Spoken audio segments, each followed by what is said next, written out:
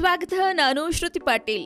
ಚಿತ್ರರಂಗದಲ್ಲಿ 14 ವರ್ಷ ಪೂರೈಸಿದ್ದ ರಮ್ಯಾ ಕಿಚ್ಚ ಸುದೀಪ್ ಕಡೆಯಿಂದ ಶುಭಾಶಯಗಳು. ಹೌದು, ಸ್ಯಾಂಡಲ್ವುಡ್ನ ನಟಿ ರಮ್ಯಾ ಚಿತ್ರರಂಗಕ್ಕೆ ಕಾಲಿಟ್ಟು ಆಗಲೇ 14 ವರ್ಷ ಪೂರೈಸಿದೆ. ಸ್ಯಾಂಡಲ್ವುಡ್ನ 14 ವರ್ಷದ ಜರ್ನಿಯನ್ನ ನೆನಪಿಸಿದ್ದ ಕಿಚ್ಚ ಸುದೀಪ್ ರಮ್ಯಾಗೆ ಟ್ವಿಟರ್ನಲ್ಲಿ ಶುಭಾಶಯ ಕೋರಿದ್ದಾರೆ. ಸಹನಟನಾಗಿ ಒಟ್ಟಿಗೆ ಅಭಿನಯಿಸಿದ್ದ ನೆನಪುಗಳನ್ನ ಮೆಲುಕು ಹಾಕಿದ್ದ ಸುದೀಪ್ ಟ್ವಿಟರ್ನಲ್ಲಿ ರಮ್ಯಾಗೆ ಶುಭಾಶಯ ತಿಳಿಸಿದ್ದಾರೆ.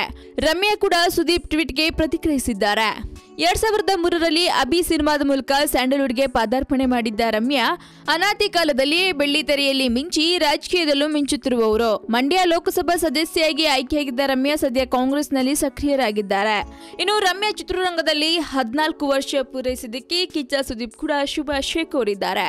ಸೊ ಇನ್ನು ಮುಂದೆ ರಮ್ಯಾ ರಾಜಕೀಯದಲ್ಲಿ ಮುಂದುವರಿತಾರಲ್ಲ, ಮತ್ತೆ ಚಿತ್ರರಂಗಕ್ಕೆ ಎಂಟ್ರಿ ಕೊಡ್ತಾರ ಅನ್ನೋದನ್ನ ಕಾದ್ ನೋಡ್ಬೇಕಾಗಿದೆ. ನಿರಂತರ ಸುದ್ದಿಗಾಗಿ ನೋಡ್ತಾ ಇರಿ ಫಿಲ್ಮಿ ಬೀಟ್ ಕನ್ನಡ. ಹಾಗೆ ವಿಡಿಯೋ ನಿಮಗೆ ಇಷ್ಟವಾದಲ್ಲಿ ಲೈಕ್ ಮಾಡಿ, ಶೇರ್ ಮಾಡಿ, ಮಿಸ್ ಮಾಡದೆ ಫಿಲ್ಮಿ ಬೀಟ್ಗೆ ಸಬ್ಸ್ಕ್ರೈಬ್ ಮಾಡಿ.